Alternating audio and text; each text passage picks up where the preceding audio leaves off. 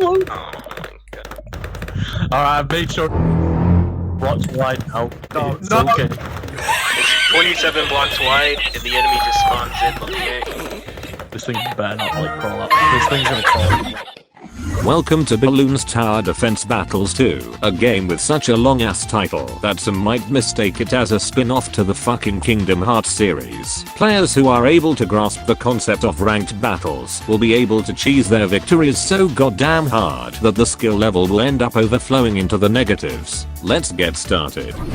Battles 2 operates on a one-on-one system where opponents have to survive wave after wave of balloons by using the power of monkeys operating different things, because in this universe that makes total fucking sense. Each tower is designed to do different things and serve different purposes. The tack shooter, for example, is best used around tight corners, whilst the sniper monkey can be used to prioritize deadly threats. These towers can be upgraded to make them even better, though the upgrades do become more expensive as you progress. Before a match starts, the player is given a random map and to pick a hero of choice. Heroes are like normal towers, except they automatically upgrade themselves over time. Most heroes have two abilities that can change the tide of the fight for the better. Quincy, for example, can increase his attack speed by a significant amount temporarily, allowing him to quickly pop balloons and to clear out the path. Once the map is decided and both players have chosen their heroes, we then get to the tower selection phase.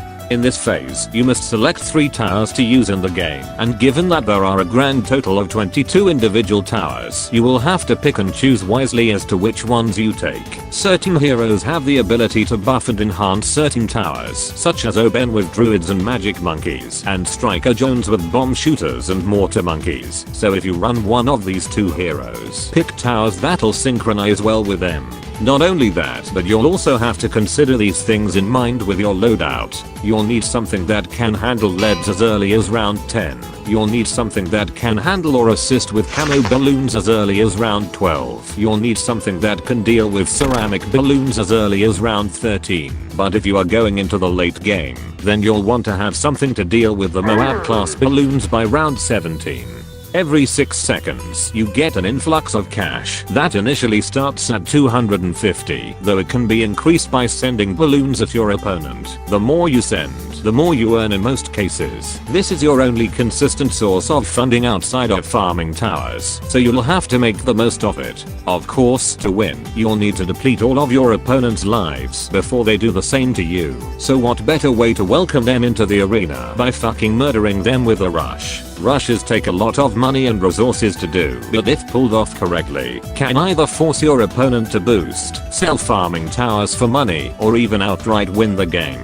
Just ensure that you are confident in that the rush will succeed, or you may end up looking like a complete dunce and have wasted what potentially could have gone into your defense. Rushes come in all shapes and sizes, but all have the same goal: brute force through the defenses and reach the exit. One of the most notorious variants of a rush would be the Regrow Rainbow Rush. This deadly rush can be done as early as round 13, and for what it is capable of, can outright slaughter defenses if enough are sent. This is complemented even further by how cheap it is, as it only costs 400 cash to send a batch of 4, so even if you only have around 2000, that may be just enough to rip through. Moab class balloons can also be seen in rushes, though these usually end up being a constant stream of BADs right at the end of the game as a finisher, for BADs not only have as much health as the average Dark Souls boss, but are also immune to many negative status effects, so people will usually send them fortified nearing round 40, as to ensure the other player's demise and certain defeat. If you are on the receiving end of this situation and are unable to kill the BAD after using all the abilities and towers you have,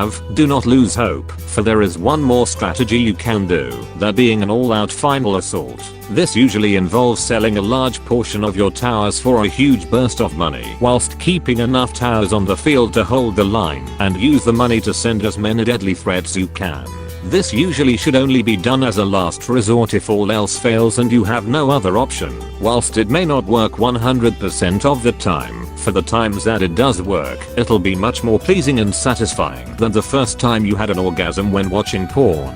Each player has access to 3 tower boosts, which increases all towers' attack speed temporarily, and 3 balloon boosts, which increases the speed of the balloons that you are sending temporarily. When activated, there is a 32-second cooldown before it can be used again, so only use the boosts if absolutely necessary, for you do not gain them back. Suggested times to use the balloon boost would be when a high-level Moab class balloon is about to be destroyed, so you can send the many smaller ones inside as fast as possible to the exit. And suggest times to use the tower boost would be for if an opponent happens to hit you with a deadly rush, like the aforementioned Regrow rainbows.